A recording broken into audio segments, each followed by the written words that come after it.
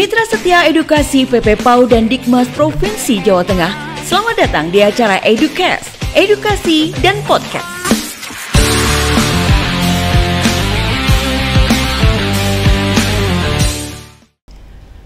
Halo Mitra Setia Edukasi, Assalamualaikum warahmatullahi wabarakatuh. Salam jumpa bersama kami di Edukasi Cerdas, podcast PP PAUD dan Dikmas Provinsi Jawa Tengah. Dan kali ini bersama saya Febri Hartanti Purbaningrum. Mitra Setia Edukasi, melalui podcast ini nanti kita akan berbagi informasi, inspirasi terkait dengan perkembangan pendidikan khususnya yang ada di Jawa Tengah. Dan pada hari ini temanya tentang program sekolah penggerak. Seperti kita telah tahu bahwa program sekolah penggerak itu merupakan upaya dari pemerintah dalam rangka mewujudkan visi pendidikan Indonesia. Tentunya Indonesia yang maju, berdaulat, mandiri, dan berkepribadian dengan terciptanya pelajar Pancasila. Nah, dengan tema hari ini, yaitu program sekolah penggerak, kami sudah mengundang salah satu kepala sekolah yang sudah melaksanakan program sekolah penggerak. Beliau, Ibu Siti Marah, SPD MPD, Kepala Sekolah Penggerak SD Negeri 05 Ungaran, Kabupaten Semarang. Apa kabarnya Ibu? Terima kasih, alhamdulillah baik, sehat. Iya, terima kasih Ibu sudah berkenan untuk menghadiri undangan kami dalam rangka mungkin nanti Ibu bisa bercerita, berbagi informasi ataupun inspirasi terkait program sekolah penggerak yang sudah dilaksanakan di SD Negeri 5 Ungaran, Kabupaten Semarang.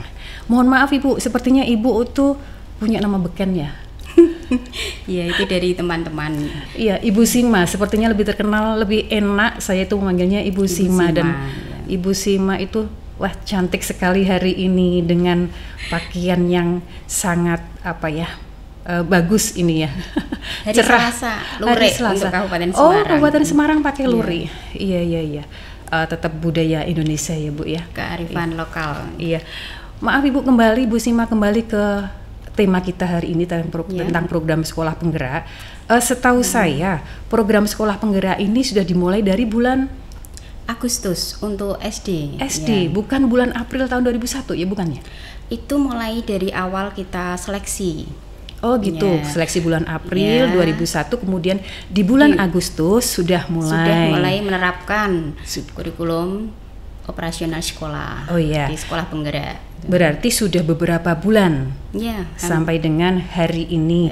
Nah, kami ingin tahu sudah seberapa jauh penerapannya atau implementasinya tentang program sekolah penggerak, baik terkait dengan perencanaan, kemudian pelaksanaan dan juga evaluasi tentang program sekolah penggerak di SD Negeri 05 Ungaran, Kabupaten Semarang. Silakan Ibu Sima. Terima kasih sekali pada kesempatan ini ya untuk pelaksanaan program sekolah penggerak di SD Negeri Ungaran 5 dari persiapannya yaitu mulai awal tahun pelajaran 2021-2022 di mana setelah kami dinyatakan lolos seleksi PSP ya dan melaksanakan diklat penguatan PSP, kami segera mengambil langkah walaupun perangkatnya belum ada, yaitu dengan Komite Pembelajaran di Sekolah, kami persiapkan kurikulum operasional sekolah semampu kami untuk menyusun kurikulum operasional sekolah yang sifatnya kurikulum merdeka, Jadi kita diberi kesempatan untuk menyusun sendiri di Komite Pembelajaran yang terdiri dari kepala sekolah, guru kelas 1, kelas 4, dan guru mata pelajaran. Iya Ibu, setahu saya waktu itu juga ada in-house training ya yang diadakan di sekolah. Oh ya, in-house training itu dilaksanakan bagi sekolah-sekolah yang paralel. Oh gitu. Sehingga kalau kami sekolahnya bukan sekolah paralel, sehingga setelah penguatan kami ya langsung kerja. Intinya langsung kami menerapkan dari hasil penguatan untuk yang pertama menyusun kurikulumnya, kemudian dari guru-gurunya langsung dari capaian pembelajaran harus bisa menyusun alur tujuan pembelajaran ATP. Alur tujuan pembelajaran, kemudian juga modul ajar. Oh begitu. Sampai sekarang berarti sudah ada modul ajarnya ya, sudah disusun ya? Insya Allah ada beberapa yang sudah, ada beberapa yang belum. Karena memang kami di sekolah yang tidak paralel, artinya per guru itu tidak punya mitra ya. Oh jadi, begitu. Ya, tidak kalau punya yang mitra. guru paralel itu kan ada A, B, C, Iya. artinya bisa bersatu. Lah kami hanya guru kelas 1 ya satu, sehingga memang kita agak terlambat, tetapi berusaha. Artinya dari sistem adopsi, amati, kemudian iya disesuaikan dengan sekolah kami. Iya betul sih Ma, otomatis sesuai dengan kondisi sekolah. Dan memang untuk tahap pertama ini memang kan sepertinya untuk seperti uji coba ya, untuk model sekolah penggerak ini. Dan nanti tahap kedua pasti akan dicontoh oleh teman-teman yang di tahap 2. Nah kemudian Ibu, terkait dengan pelaksanaan sekolah penggerak yang sudah berjalan beberapa tahun ini, apakah ada perubahan yang signifikan di SD Negeri 05 Ungaran sebelum melaksanakan program sekolah penggerak dan sesudah melaksanakan program sekolah penggerak? Terima kasih. Tentunya ada, sesuai dengan karakteristiknya ya dari kurikulum operasional sekolah ini. Yang pertama, strukturnya fleksibel, materinya esensial, dan platform pembelajarannya juga banyak. Nah, kemudian yang paling berbeda dengan kurikulum kemarin adalah sekarang berbasis mata pelajaran. Nah, dari pelaksanaan mulai bulan Agustus sampai sekarang, ini perbedaannya atau pengaruhnya itu banyak sekali. Yang pertama dari guru memang dituntut untuk kreatif, mandiri, di mana dari pemerintah kan hanya menyediakan capaian pembelajaran. Untuk alur tujuan pembelajaran, guru harus bisa menyusun sendiri. Kemudian modul ajarnya menyusun sendiri, di mana perangkat pembelajaran pada kita di tahap 1 ini kan belum lengkap, sehingga memang guru harus betul-betul mandiri mempersiapkan materi-materi ajar yang akan disampaikan. Mohon maaf, terkait dengan guru harus menyiapkan, apakah ada kendala Ibu terhadap guru yang mungkin ada yang belum mau berubah atau bagaimana? Oh ya, itu kalau kami siasati begini Ibu, memang di tempat kami tidak semuanya gurunya muda dan menguasai IT. Nah, kita sistemnya saling mendampingi. Artinya misalnya di kelas 4 kita ambil contoh, kelas 4 itu gurunya mungkin 2 tahun lagi purna, sehingga kalau dituntut IT yang seperti sekarang ini itu juga ada beberapa kendala, sehingga kita dampingi dengan guru mata pelajaran. Artinya guru mata pelajaran ini sebagai contoh guru bahasa Inggris di tempat saya itu masih muda, IT-nya menguasai, sehingga kita pasangkan untuk mendampingi, membantu terkait dengan pengelolaan atau pembuatan materi ajar yang berkaitan dengan IT. Tetapi tetap pelaksanaannya ibu guru tersebut. Oh iya Ibu, karena memang untuk saat sekarang ini apapun alasannya, apalagi seorang guru pendidik itu harus mau berubah. Kalau dulu mungkin ya masih setengah-setengah dalam hal itu, tapi untuk sekarang ini mau tidak mau harus menyesuaikan diri. Terkait dengan perubahan tersebut, untuk lingkungan secara keseluruhan, apakah ada perubahan yang signifikan, misalnya antar warga sekolah? Oh ya, ada Ibu. Yang pertama memang selain komite pembelajaran, ya kita langsung merangkul semua guru kelas. Artinya walaupun guru kelas lain belum melaksanakan kurikulum penggerak, yaitu di kelas 2, 5, 3, dan 6, tetapi untuk secara keseluruhan supaya bisa bersama-sama, itu misalnya kita penambahan wifi sekolah, sehingga semua pembelajaran berbasis IT bisa dilaksanakan di masing-masing kelas. Kemudian juga kita sudah untuk web sekolah, perpustakaan digital, dan itu kita sosialisasikan kepada orang tua, sehingga orang tua pun bisa mendukung. Iya, alhamdulillah ya, karena yang namanya program sekolah penggerak kita tidak bisa bekerja sendiri, harus berkolaborasi dengan berbagai lini, begitu ya Ibu ya. Nah, kemudian terkait dengan proyek profil pelajar Pancasila, untuk peserta didik apakah ada perubahan juga dalam arti mungkin terkait dengan 6 profil pelajar Pancasila. Bagaimana Ibu di SD Negeri 5 Ungaran? Ada perubahan jelas ya untuk proyek profilnya.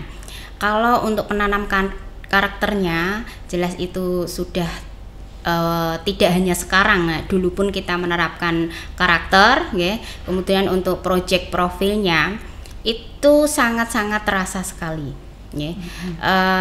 Karena di proyek profil itu kan tidak hanya pada saat pelaksanaan P5-nya atau proyek profil pelajar Pancasilanya yang terkhusus, tetapi juga diimplementasikan di setiap mata pelajaran gitu. Jadi ini mulai tahun ini juga misalnya dari kelas 1 sudah kita biasakan sholat duha untuk di SD 5, kemudian juga mandirinya juga terlihat, gotong royongnya juga pada saat pelaksanaan proyek P3-nya.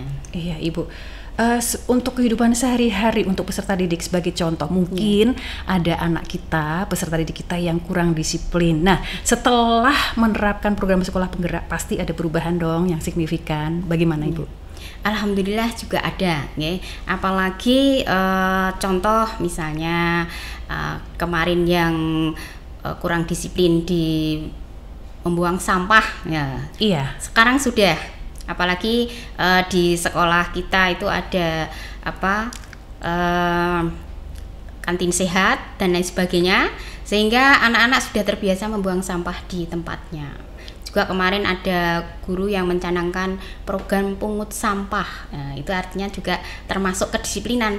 Bagaimana misalnya ada temannya untuk mengingatkan jika melihat temannya membuang sampah sembarangan.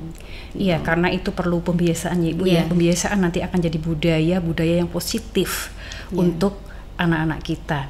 Nah, terkait dengan perubahan setelah melaksanakan program sekolah penggerak, ini juga tidak hanya pada peserta didik ataupun pendidiknya, tapi kalau untuk orang tua, apakah juga ada perubahan terkait dengan pelaksanaan sekolah penggerak di SD Negeri 5 Ungaran? Ya.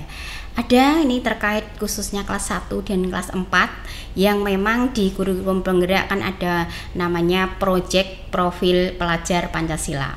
Nah, sebagai contoh pada semester 1 kemarin kita mengambil tema kearifan lokal, memang saya yang sangat sederhana dan di sekitar siswa, yaitu kita mengambil judulnya Aku dan Bayamku, serta Aku dan Bayamku. Aku dan Bayamku, serta itu untuk menanamkan anak gemar makan sayur. Jadi kita ambil satu saja tema walaupun sayur tidak hanya bayam. Jadi di kelas 1 dan 4 itu ada menanam bayam di pot-pot panjang ya, karena sekolah kita lahannya tidak terlalu luas, tidak punya lahan pertanian. Dari menanam itu sampai memanen. Artinya anak mengamati pertumbuhan bayam ya, kemudian memanen, kemudian manfaatnya bayam apa, dan itu kita kerjasama juga dengan orang tua. Di akhir semester 1 pada saat penerimaan rapot kita ada seperti perayaan ya, sederhana. Oh, di sekolahan? Iya, di sekolah. Iya. Anak kelas 1 itu memasak sayur bayam bersama orang tuanya. Bersama orang tua, iya. Itu untuk kelas 1, kemudian untuk kelas 4-nya membuat produk-produk dari bayam selain sayur. Jadi ada mie dari bayam, es krim dari bayam, kemudian pepes bayam, peyek bayam. Sehingga bayam itu tidak hanya sebatas sayur saja, tetapi bisa diolah berbagai macam menu nugget bayam ya. Jadi memang kita ambil yang sederhana, tetapi tujuan kami ada dan bisa tercapai. Dan itu juga melatih anak apabila dia itu tidak suka sayur. Karena biasanya kalau anak-anak itu yang bicara itu bu guru, ibu guru itu akan lain ya Bu ya. Karena saya melihat ponakan saya juga sama, kalau ibunya yang istilahnya ngomong itu kurang diperhatiin, tapi kalau sudah bu gurunya atau pak gurunya itu pasti dia akan dengan semangat. Tugas pun seperti itu. Jadi berdampingan dengan orang tua dan setiap langkah ada laporan ke sekolah. Begitu berarti memang ada perubahan yang sangat signifikan. Nah, kembali lagi Ibu terkait dengan pelaksanaan program sekolah penggerak. Ibu kan harus menyiapkan sumber daya manusia yang tangguh, yang harus bisa kekinian kalau bahasa sekarang. Nah, bagaimana kiat-kiat Ibu dalam menyiapkan SDM sekolah tersebut untuk melaksanakan dan menghadapi program sekolah penggerak yang sudah dilaksanakan di SD Negeri 5 Ungaran? Terima kasih.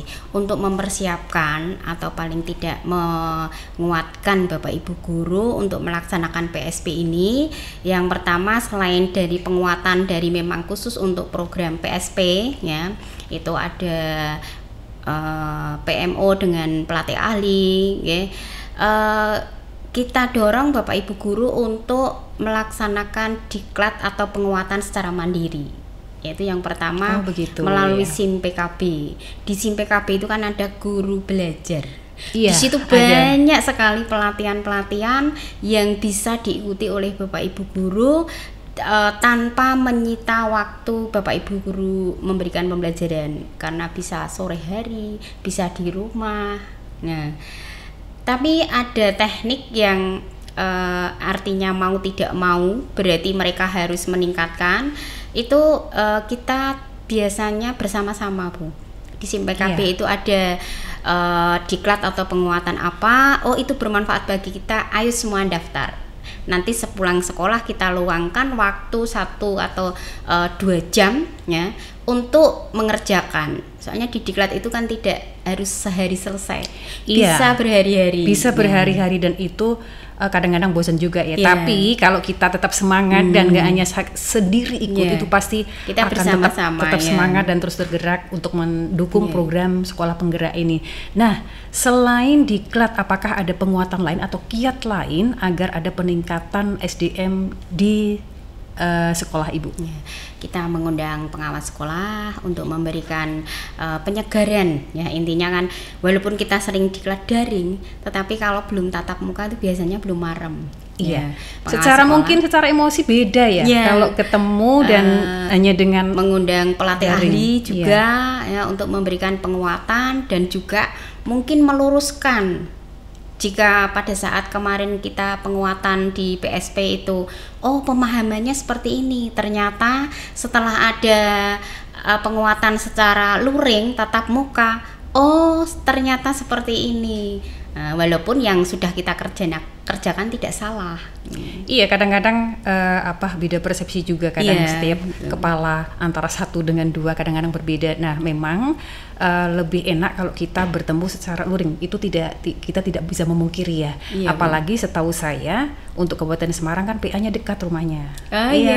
Teman saya juga, Mbak Melati, sepertinya beliau itu nggak bosan-bosan, sering ya pendampingan coaching klinik, dan itu memang satu tujuannya untuk mensukseskan program pemerintah, yaitu tentang program sekolah penggerak. Dan kemudian gini Ibu, terkait dengan program sekolah penggerak ini kan semuanya sudah arahnya itu digitalisasi sekolah. Nah, kalau di SD Negeri 5 Ungaran bagaimana tentang digitalisasi sekolah ini sebelum dan sudah ada program PSP-nya? Sebelum ada program PSP itu digitalisasi sekolah minim, artinya bahkan mungkin belum ada, hanya WA group mungkin ya. Hanya WA group ya gitu. Nah, setelah ada ini kita PSP, ya, kita sudah merancang untuk web sekolah, ya. Nanti di bulan April atau bulan Maret ini kita sudah jadi nanti mungkin langsung bisa kita publikasikan, kemudian perpustakaan digital juga ada. Sudah ada walaupun bukunya belum banyak, karena memang untuk perpustakaan digital kan juga biayanya tidak sedikit. Proses Ibu. Ya, proses. Kemudian kita aktifkan akun di Belajar ID, kita wajibkan ya. Itu juga anak-anak sudah mempunyai akun untuk kelas 2 sampai kelas 6. Karena kita juga dapat bantuan Chromebook. Nah, itu bisa dipakai Bu, sehingga memang untuk digitalisasi sekolah ini kita sudah mulai melangkah, merintis, dan sebisa mungkin tetap kita laksanakan dan memang arahnya ke sana. Gitu. Terkait dengan Chromebook berarti tidak ada kesulitan untuk memanfaatkan Chromebook itu ya, karena setahu kami kan sering ke satuan juga, ada beberapa yang memang masih kesulitan untuk menggunakan Chromebook itu, kan sayang. Nah, apakah ada kegiatan peningkatan kompetensi dalam rangka ini penggunaan Chromebook juga? Untuk penggunaan Chromebook, alhamdulillah kita punya guru yang mumpuni dalam hal IT. Alhamdulillah. Itu Pak Guru agama kami termasuk di komite pembelajaran ya. Itu dokternya untuk IT di sekolah kita. Artinya baik komputer, Chromebook itu beliaunya. Bahkan untuk rapot kemarin juga kita membuat sendiri. Sudah e-rapot belum? Iya, e-rapot, tetapi kan masih di print gitu loh. Oh begitu. Ya, masih di print tetapi kita membuat sendiri. Dalam artian kurikulum 13 juga kita membuat sendiri, kurikulum operasional sekolah ini kita juga membuat sendiri. Jadi untuk digitalisasi sekolah dan penggunaan Chromebook tidak ada kendala baik siswa maupun guru. Iya. Apakah nanti ke depan terkait dengan e-rapot nanti, kalau sekarang kan masih di print ya? Iya, masih di print. Ke depan kan bisa, kalau e-rapot orang tua bisa membuka dimanapun, mobile istilahnya. Itu nanti kalau mungkin web kita sudah berkembang Bu, sehingga mudah diakses bagaimana prosesnya, sehingga ya kedepannya memang kita dituntut seperti itu ya. Iya, memang harus itu by proses ya. Tapi alhamdulillah sudah berkembang ke arah yang lebih baik, karena kondisi sekarang kita harus akrab dan kita tidak boleh gaptek sepertinya seperti itu ya Ibu ya. Iya, betul Ibu. Nah, kembali lagi terkait dengan kegiatan yang ada di program sekolah penggerak, kan sekolah Ibu mendapatkan BOS kinerja nih. Nah, untuk pemanfaatannya itu bagaimana Ibu? Untuk BOS kinerja itu kemarin di tahun 2021 itu kan juknisnya hampir sama, penggunaannya itu sama dengan BOS reguler. Sehingga kami gunakan untuk selain proyek P5-nya itu di sarana yang belum kita miliki, kita lengkapi. Apa itu sarananya? Misalnya kita belum punya kamera digital. Nah, sekarang ini kan segala sesuatu harus kita dokumentasikan, betul sekali, masuk ke YouTube dan lain sebagainya, sehingga kamera digital itu bagi kami sangat penting. Berarti harus kita adakan dulu. Kemudian di rak-rak pajangan untuk hasil karya siswa, karena di pembelajaran paradigma baru ini kan banyak sekali proyek yang harus dikerjakan oleh anak-anak. Nah, untuk menyimpan hasil-hasil karya siswa itu kan butuh tempat. Nah, sehingga kita belikan tiap kelas ada. Jadi untuk memenuhi sarana-sarana yang mungkin hal sepele tetapi sangat dibutuhkan oleh sekolah. Dan sarana itu menyimpan atau memajang ya Ibu ya? Memajang karya siswa, karena ini terkait dengan penguatan literasi dan numerasi sekolah. Perlu dipertanyakan apabila suatu sekolah saya tuh lihatnya bersih, dalam arti nggak ada tempelan apapun, berarti perlu dipertanyakan dong ini. Ini berarti sangat minim dalam rangka penguatan literasi sekolah. Beda kalau kita lihat sekolah yang banyak sekali ada tempelan-tempelan huruf, kemudian juga ada mungkin mural yang berlabel atau tangga yang banyak tulisan, karena ini merupakan salah satu langkah sekolah untuk memperkaya teks literasinya. Di sekolah. Nah, selain penggunaan BOS ini, BOS kinerja, apakah ada pemanfaatan yang lain dari BOS kinerja tersebut? Misalnya untuk ini peningkatan kompetensi boleh tidak ya? Boleh. Tetapi karena kemarin itu pandemi, itu kan diklat juga semuanya daring. Semuanya tidak membutuhkan biaya besar. Jadi peningkatan kompetensi memang lebih ke daring Jadi tidak artinya diklat secara khusus, tidak. Oh begitu. Iya. Terus begini Bu, tadi kita sudah bercerita tentang ini bagaimana kondisi kembali lagi Bu, kondisi nyata setelah menjadi program sekolah penggerak dilihat dari sekolah secara keseluruhan. Dilihat dari secara keseluruhan, yang pertama memang casing itu penting casing itu penting.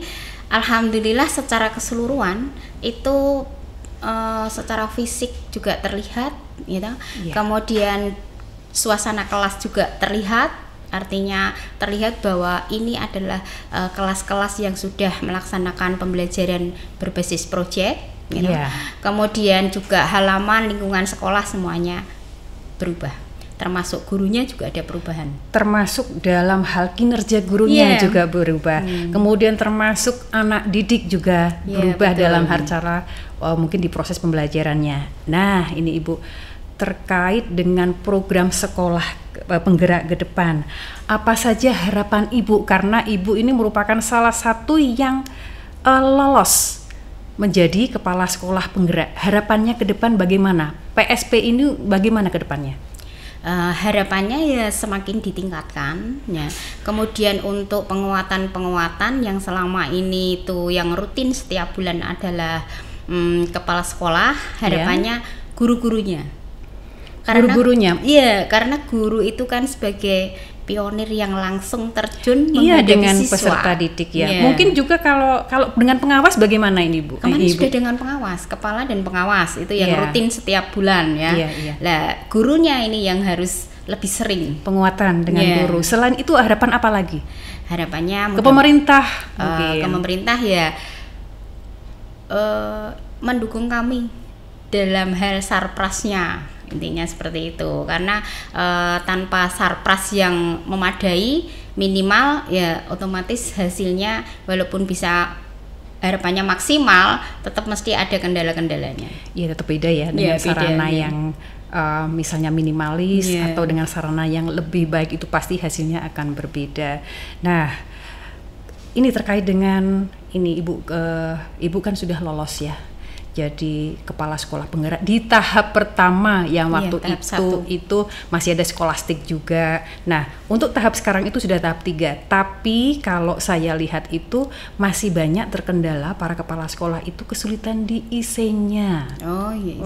Ya ini sedikit ya, kembali lagi ke pas Ibu apa istilahnya seleksi. Apakah ada trik-trik, karena begini Ibu, saya pernah mendengar ada pertanyaan, nah ini kepala sekolah nggak bisa menyelesaikan IC, nah bagaimana dengan guru dan muridnya? Itu seperti itu ada Ibu. Nah makanya paling nggak itu Ibu sekarang memberikan trik bagaimana waktu Ibu seleksi sampai dengan bisa lolos menyelesaikan. Pada dulu di tahap pertama ada skolastik ya, kemudian ada IC. Silakan Ibu. Terima kasih. Untuk menjawab IC itu memang sebenarnya nyata yang kita laksanakan itu apa? Karena di pertanyaan IC pun itu adalah sebenarnya pertanyaan yang tidak butuh jawaban dari Google, tidak butuh jawaban, nggak bisa karena memang itu apa yang kita lakukan. Nah, sehingga triknya ya mengalir saja. Kalau kemarin seperti itu. Jadi betul Ibu, karena apabila kita ngepek di Google pun nanti akan terlihat sepertinya waktu wawancara. Iya.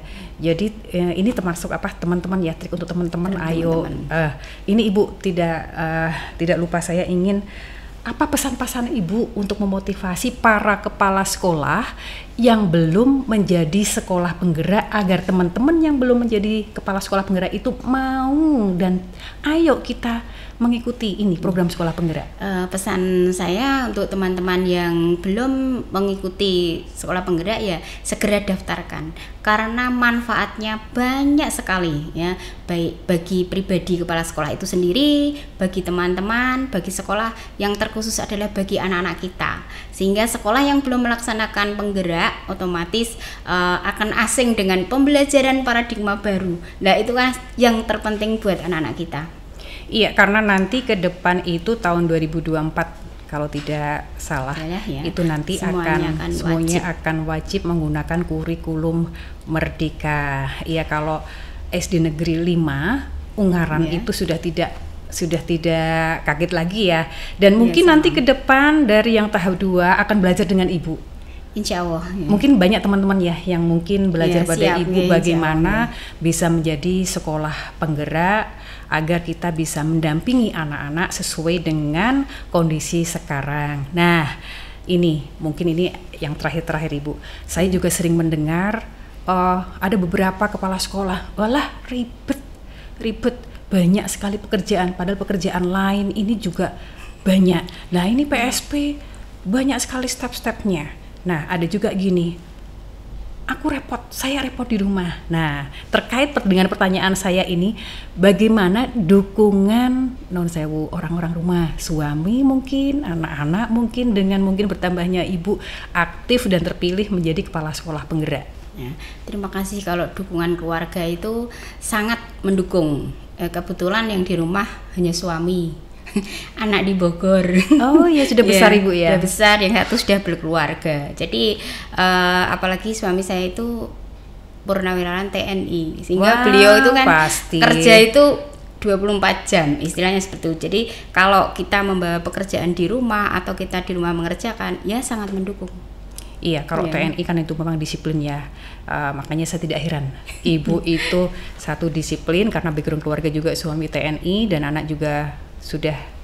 Putra berapa ibu? Dua, satu sudah berkeluarga di Bogor. Ya. Tapi ibu masih muda ya, cantik lagi. Sudah 50 lebih. Sepertinya masih sekitar 40-45 lah.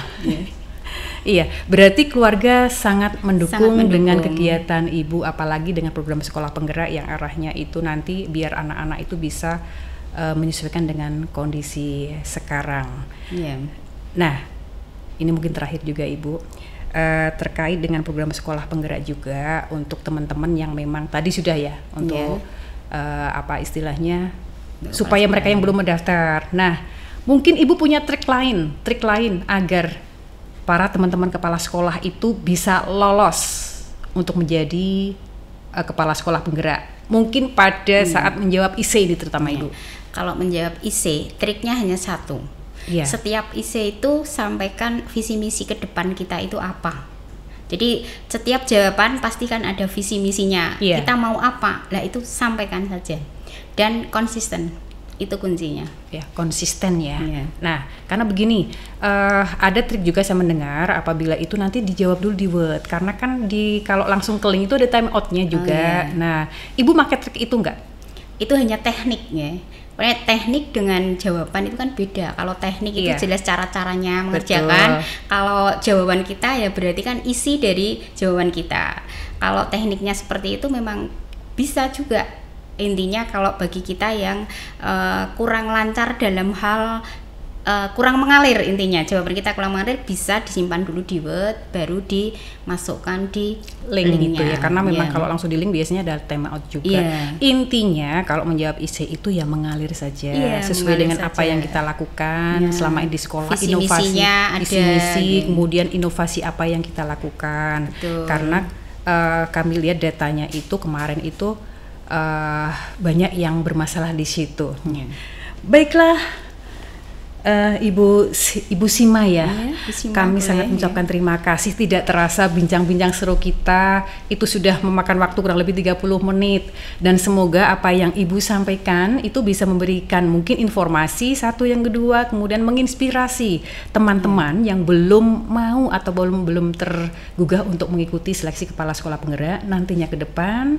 Setelah melihat inspirasi Ibu, informasi Ibu, mereka mau tergerak untuk menjadi kepala sekolah penggerak. Ya, terima kasih. Demikian mitra edukasi PP Pauda Dikmas Provinsi Jawa Tengah, bincang-bincang seru kami antara saya Febri Hartanti Purbaningrum dan juga dengan Ibu Siti Amarah yang lebih terkenal dengan Ibu Sima dari Kepala Sekolah di Negeri 5 Ungaran Kabupaten Semarang yang berkait dengan program sekolah penggerak. Semoga podcast kali ini bisa memberikan inspirasi kepada mitra edukasi semuanya agar nanti ke depan mau dan tergerak untuk bisa menjadi kepala sekolah penggerak. Demikian, terima kasih, salam sehat, salam serentak bergerak. Wassalamualaikum warahmatullahi wabarakatuh.